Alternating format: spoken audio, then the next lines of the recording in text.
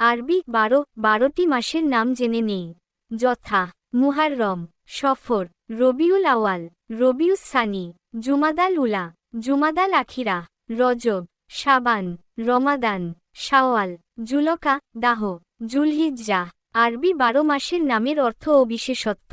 মুহররম নিষিদ্ধ, এই মাসে যুদ্ধ নিষিদ্ধ।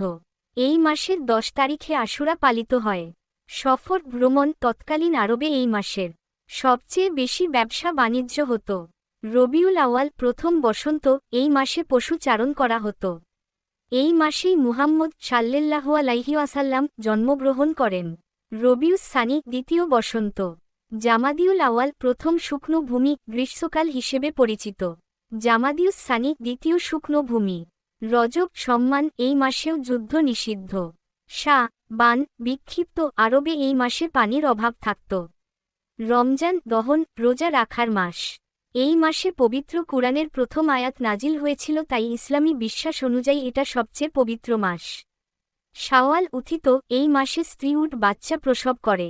এই মাসের প্রথম দিন ঈদুল ফিতর পালিত হয়। জিলকদ সাময়িক যুদ্ধবিরতি, এই মাসেও যুদ্ধ নিষিদ্ধ, তবে আক্রমণ এলে প্রতিহত করতে যুদ্ধ করা যায়। জিলহজ্জ হজের মাস, এই মাসে হজ্জ অনুষ্ঠিত হয়। এই মাসের 8, 9 ও 10 তারিখ হজ্জের দিন। এই মাসের 10 তারিখে ঈদুল আজহা এবং এই মাসেও যুদ্ধ নিষিদ্ধ।